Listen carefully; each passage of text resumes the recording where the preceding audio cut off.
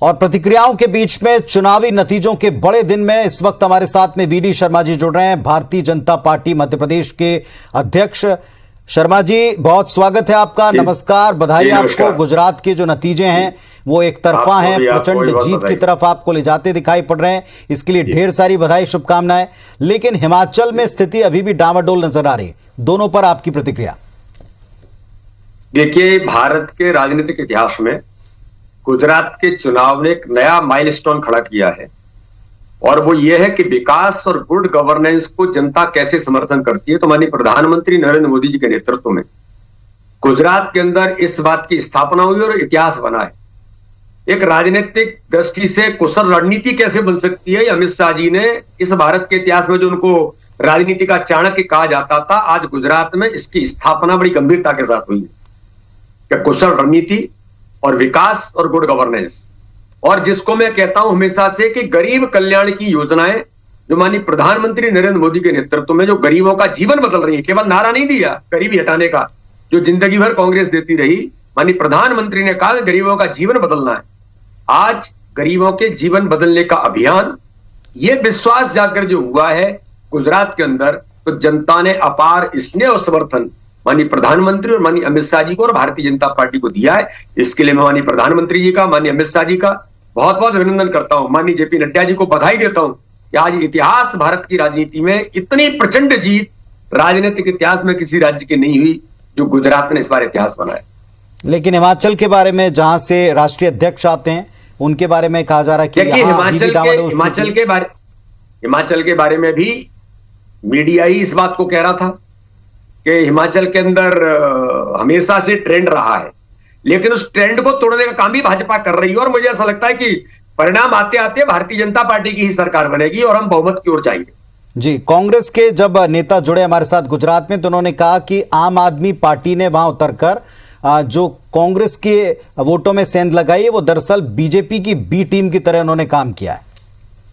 देखिए, ये लोग हमेशा झूठ बोलने की, छल कपट की राजनीति करते हैं, और कांग्रेस के जीन्स में तो हमेशा से ही झूठ बोलना लिखा है, क्योंकि वो तो उसी आधार पर फूट डालो राज्य करो ये करते हैं, तो वो तो यही देखते हैं, क्योंकि वो तुष्टीकरण की राजनीति हमेशा करते रहे भारत के अंदर। उसका परिणाम यह है कि कांग्रेस एक परिवार तक सिमट के रह गई। और आप जैसे जिनका आप उल्लेख कर रहे हैं, मुझे लगता है उल्लेख करना भी ठीक नहीं है। ये वो लोग हैं जो देश विरोधी ताकतों के साथ हमेशा खड़े रहते हैं। इसलिए गुजरात की जनता ने, कोई एक दिन में संगठन खड़ा नहीं होता है, कोई 10 साल में संगठन नहीं खड़ा होता। भारतीय जनता पार्टी ने इतने वर्षों में जो विश्वास जीता है, माननीय प्रधानमंत्री जी ने मुख्यमंत्री रहते हुए देश के अंदर प्रधानमंत्री के तौर पर भारत का मान और सम्मान बढ़ाए, और आज दुनिया ने इस नेतृत्व को जो विश्वास जताया है दुनिया के अंदर, केवल भारत के अंदर नहीं, ये इतिहास गुजरात के अंदर बना है और उस पर सील गुजरात की जनता ने लगाई है। ऐसी ताकतें न गुजरात के अंदर कभी घुस सकती, ना मध्य प्रदेश के अंदर घुस सकती, और ना हिमाचल के अंदर घुस सकती। ऐसी लोगों को कोई रेस्पॉन्स भारत की राजनीति में नहीं है। तथाकथित कुछ स्थानों पर प्लस माइनस हो जाते हैं, लेकिन ये भ्रम में बने रहे, इसलिए कोई ऐसा नहीं है। जनता ने विकास और गुड गवर्नेंस को माननीय प्रधानमंत्री के प्रति विश्वास जताया। गुजरात के संदर्भ में तो निसंदेह आपकी बात अटल सत्य दिखाई पड़ती है। एक बार फिर ये साबित हो गया, बिल्कुल आपने ठीक कहा कि एक अमेजिंग विक्ट्री है, एक ऐतिहासिक जीत है। लेकिन जिस आम आदमी पार्टी की हम बात कर रहे हैं, वो यहाँ गेम में दिखाई पड़ रही है। एमसीडी जीत चुकी है, दिल्ली के बाद में पंजाब जीत चुकी है। गुजरात जो आपका सबसे सशक्त गढ़ था, अगर मान लीजिए वो 6 सीट 5 सीट भी वहां लेकर आ जाती है, नतीजों में भी यही स्थिति जो रुझानों में दिखती है, तब आप इसके प्रेजेंस को कैसे देखेंगे? और आप एक प्रदेश के मुखिया हैं पार्टी के, मध्य प्रदेश में भी वो चुनाव लड़ेंगे दमदारी के साथ, वो अभी से घोषणा कर चुके हैं, उनको आप क्या चैलेंज मानते हैं? देखिए, गुजरात एक कैडर बेस ऑर्गेनाइजेशन का भारतीय जनता पार्टी खड़ी की हुई है। मध्य प्रदेश भी श्रद्धेय कुशाऊ ठाकरे का प्रदेश है, जिन्होंने भारतीय जनता पार्टी के पता नहीं कितने लोगों ने संगठन को सींच करके खड़ा किया है। तो वहां भारतीय जनता पार्टी का संगठन बूथ बूथ पर इतना मजबूत है कि ऐसे लोग वहां नहीं चल सकते, और ना ऐसे लोग घुस सकते। प्रयास कर सकते हैं, वो करेंगे, लेकिन Bharatiya Janata party with confident होकर के, मैं प्रदेश अध्यक्ष होने के नाते से भी कहता हूं कि माननीय प्रधानमंत्री मोदी जी के नेतृत्व में और मध्य प्रदेश के हमारे मुख्यमंत्री शिवराज सिंह चौहान के नेतृत्व में जो काम गरीबों के कल्याण का हुआ है पूरे मध्य प्रदेश के अंदर, देश के अंदर, तो यही जनता के विश्वास का आधार बनता है।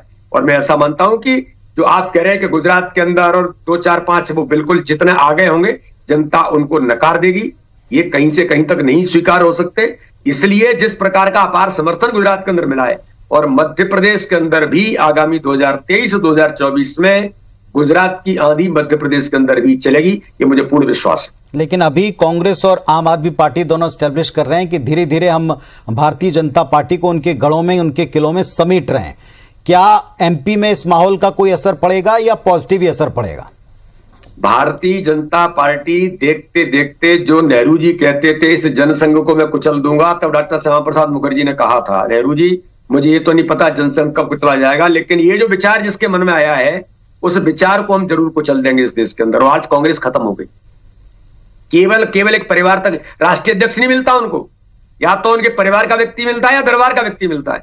इसलिए ये उनके ऊपर लागू होता है। भारतीय जनता पार्टी तो लगातार माननीय प्रधानमंत्री नरेंद्र मोदी के नेतृत्व में भारत के अंदर दुनिया का सबसे बड़ा राजनीतिक दल बन गया है। और हम केवल दल नहीं बने, गरीबों के जीवन बदलने वाले दल हैं, जो लोगों के लिए सेवा भाव से राजनीति कर रहे हैं।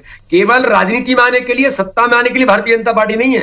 माननीय प्रधानमंत्री, मैं सांसद हूं, मुझे कहते हैं कि अपने क्षेत्र के अंदर गरीबों का जीवन बदलने के लिए आयुष्मान भारत से लेकर जो गरीबों का जीवन बदलने वाला अभियान है, उनको कैसे हम गुड गवर्नेंस दे सकते हैं, कैसे हम उनके जीवन में उनको आगे ले जा सकते हैं, ये भारतीय जनता पार्टी की सरकार ने स्थापित किया है राजनीति में।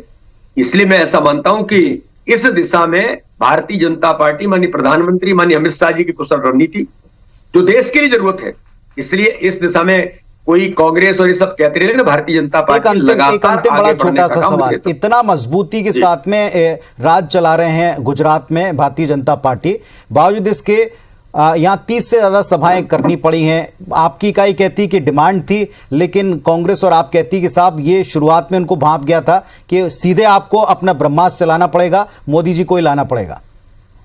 देखिए, मोदी जी इस भारत के नहीं, दुनिया के सर्वाधिक लोकप्रिय नेता हैं और मोदी जी में काम करने की क्षमता है। मोदी जी के अंदर जो व्यक्ति 24 घंटे 365 दिन जब से राजनीति में आए तब से छुट्टी नहीं ली उन्होंने। विश्वास है, कार्यकर्ताओं में प्रेम है, कार्यकर्ताओं की इच्छा होती है तो प्रधानमंत्री आते हैं। और इसमें क्या गलत हो सकता है? हम तो कहते राहुल गांधी जाएं और ज्यादा जाएं, वो क्यों नहीं जाते? सोनिया गांधी क्यों नहीं जाती? सोनिया गांधी कांग्रेस की बड़ी नेता है, उनको जाना चाहिए। तो जब उनको जनता स्वीकार नहीं करती, इनके बारे में जनता को लगता है कि इनके हालात क्या हैं, अस्तित्व खो रहे हैं, अप्रासंगिक हो गए। मेरे मध्य प्रदेश के अंदर राहुल गांधी की यात्रा निकल रही थी और पाकिस्तान जिंदाबाद के नारे लग रहे थे। स्वरा भास्कर जैसी नेत्री जो भारत में हिंदू होने पर शर्म आती है, वो उनके साथ कदम से कदम मिला रही थी। देश तोड़ने वाले लोगों के साथ वो खड़े हो रहे थे। तो ऐसे लोगों को जब इनको जनता स्वीकार नहीं करती, हमारे प्रधानमंत्री को, हमारे नेता को जनता केवल भारत के अंदर नहीं, अगर इंग्लैंड में जाते हैं, अमेरिका में जाते हैं, यूएई जैसे देशों में जाते हैं, तो वहां भी लोग पलक पौड़े बिछाकर खड़े होते हैं, भारत माता की जय करते हैं, मोदी मोदी के नारे लगाते हैं। तो वहां भी इनको ऐसा लगता होगा। ठीक है। दुनिया के अंदर लोकप्रियता में भारत के प्रधानमंत्री नरेंद्र मोदी जी के बारे में कहा जाता है कि दुनिया का सर्वाधिक लोकप्रिय नेता कोई है, अमेरिकन एजेंसी कहती है तो भारत के प्रधानमंत्री मोदी हैं। अब इसमें भैया हम लोग क्या करेंगे? जनता समर्थन कर रही है, दुनिया हमारे नेता को स्वीकारोक्ति दे रही है, तो कांग्रेस झूठ बोलेगी, छल करेगी, कपट करेगी, यही उनके पास आधार है और कोई आधार नहीं। चलिए, बहुत शुक्रिया और बहुत सारी शुभकामनाएं आपको, गुजरात के लिए भी और मध्य प्रदेश के लिए भी, क्योंकि आगामी चुनौती वहां आपको देखनी है। धन्यवाद आपका हमारे साथ जुड़कर, आईबीसी के साथ जुड़कर अपनी प्रतिक्रिया देने के लिए। तो आप वीडी शर्मा जी को सुन रहे थे। सबसे फास्ट अपडेट आपको मिलेगा। अब क्या नतीजों में सेम आंकड़ा होगा या इसमें कोई उलटफेर होगा, जानने के लिए आप जुड़े भी रहिए, देखते रहिए विश्लेषण के साथ। सिर्फ IBC 24 पर आपको ये नतीजे सबसे फास्ट मिलेंगे।